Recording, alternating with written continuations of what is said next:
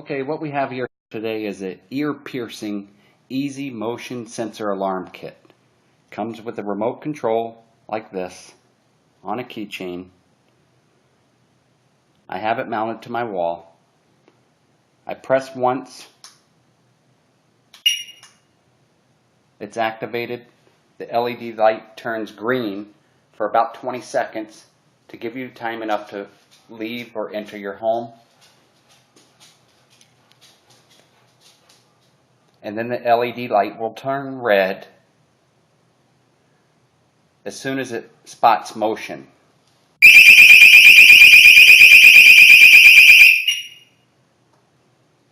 And that's how it works.